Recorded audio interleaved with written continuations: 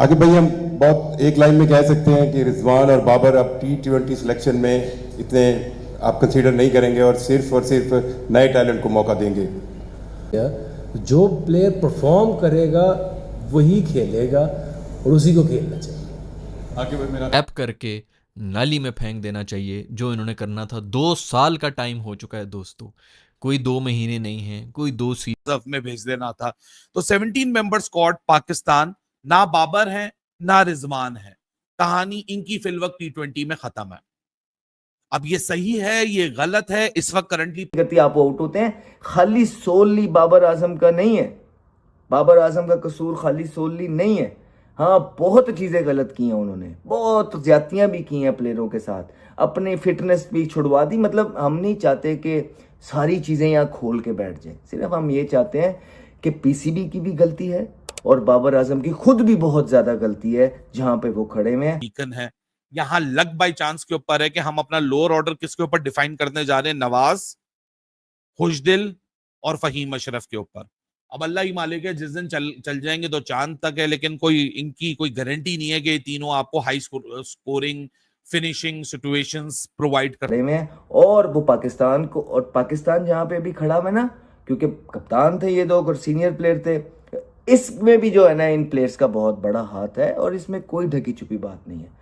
तो अब ये है कि ये दो फेवरेट प्लेयर्स, काफ़ी प्लेयर्स लोगों के जो है ये एशिया कप से बाहर है और मेरे ख्याल से ये राइट डिसीजन है।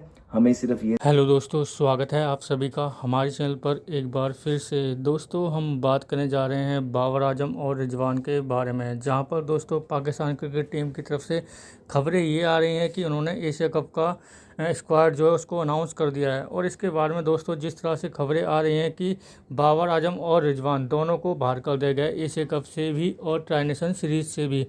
और जिस तरह से खबरें पहले से भी चलती हुई आ रही थी कि शायद बाबर आजम और रिजवान को T20 से बिल्कुल ही अलग कर दिया जाएगा, तो ये खबरें बिल्कुल सच होती हुई साबित दिखाई भी दे रही हैं। वहीं दूसरी ओर देखा जाए तो दोस्तों पाकिस्तान की टीम एक तरह से बिल्कुल नई और बेकार सी ही दिखाई दे रही है। हालांकि दोस्तों बाबर आजम की जो परफॉर्मेंस है अभी लास्ट कुछ सालों से देखें तो अच्छी नहीं रही है, लेकिन दोस्तों ये बाबर आजम जो खिलाड़ी हैं पाकिस्तान की तरफ से सबसे बेस्ट खिलाड़ी माने जाते हैं। और इसमें कोई दोहराई भी नहीं है, क्योंकि दोस्तों पाकिस्तान की तरफ से वही ऐसे प्लेयर हैं, चाहे उन्होंने किसी भी स्ट्राइक रेट से खेला हो, कैसा भी खेला हो, रिजवान और बाबर इन दोनों के बलबूते पर ही पहले मैच ये पाकिस्तान की टीम मैच जीती हुई है 3-4 साल में।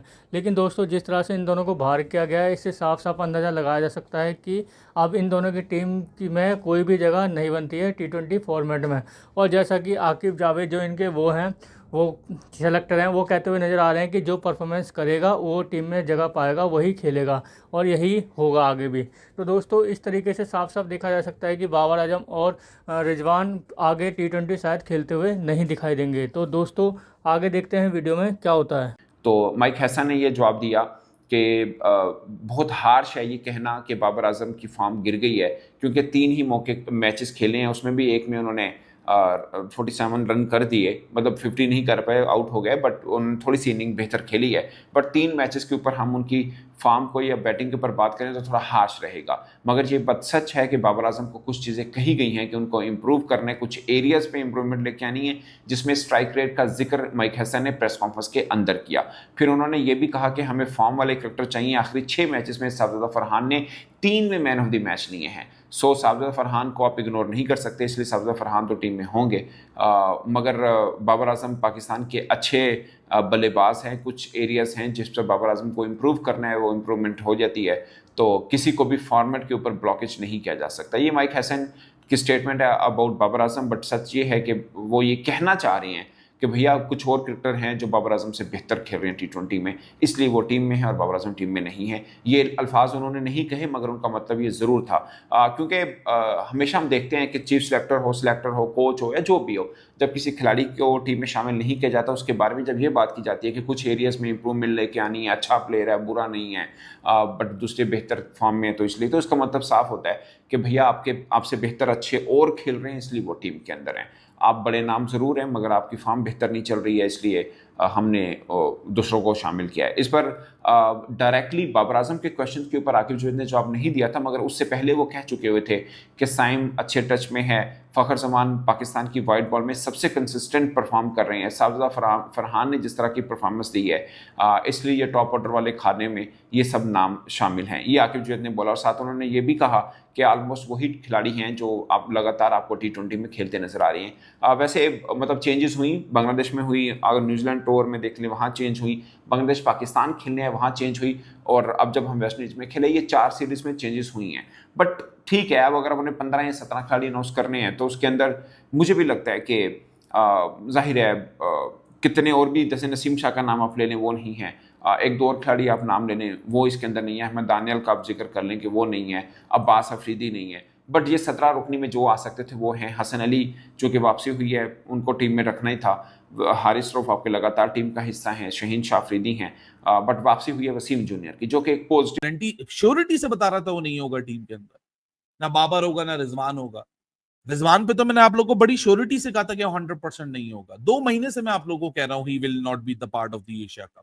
बट अब लोगों को पागल बनाते जाओ और लोग उसके ऊपर उम्मीदें अपनी बना लें और फिर उसके बाद उनका दिल टूट जाए, इसमें हमारा तो कोई कसूर नहीं है।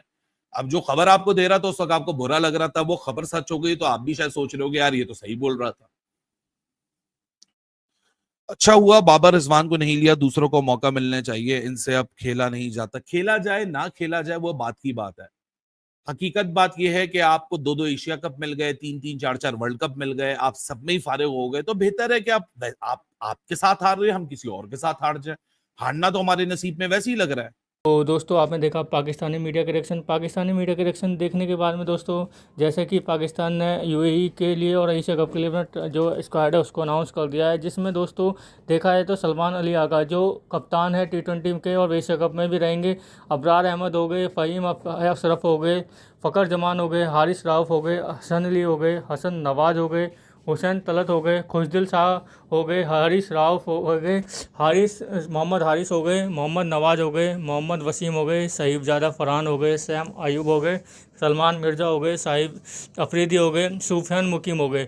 हालांकि दोस्तों 17 बंदों का ये स्क्वाड अनाउंस किया गया है, लेकिन इस स्क्वाड के बारे में अगर हम बात करें तो जिस तरह से इसमें 2-4 खिलाड़ियों को छोड़ कर पाकिस्तान के जैसे फ़खर जमान हो गए, या फिर आपके अभी जो करंट की बात कर लें तो साहिबजादा फरहान हो गए, इनके अलावा कोई भी ऐसा दिखाई नहीं दे रहा है कि जो इनकी परफॉर्मेंस इतनी अच्छी रही हो कि जिसके बलबूते पर आप बाबर आजम या फिर रिजवान को बाहर निकाल रहे हैं। क्योंकि जिस तरह से अभी हमने देखा कि पाकिस्तान की टीम बांग्लादेश में भी आ रही और आपके वेस्ट इंडीज़ के अंदर भी आ रही, तो जब आप अपने मैन खिलाड़ियों को बाहर निकाल रहे हैं तो आप किस बेस पर कोई भी टूर्नामेंट जीतने की सोच रहे हैं। हालांकि आकिब जावेद जो कहते हुए नजर आ रहे हैं कि हमारी ये 17 बंदों का जो स्क्वाड हमने अनाउंस किया है ये हम इससे किसी भी टीम को टक्कर दे सकते हैं। लेकिन दोस्तों ये देखने वाली बात ये होगी कि ये जो स्क्वाड इन्होंने अनाउंस किया है इसके बाद में पाकिस्तान की टीम ये जो यूएई में और आपका जो अफगानिस्तान से जो मैच खेलेगी इनको भी जीत पाएगी या नहीं जीत पाएगी। तो दोस्तों कैसे लगी आज की हमारी वीडियो हमें कमेंट करके जरूर बताएं। हमारे चैनल को लाइक एंड सब्सक्राइब जरूर कर लें ताकि आपको हमारी वीडियो प्राप्त होती रहे। धन्यवाद।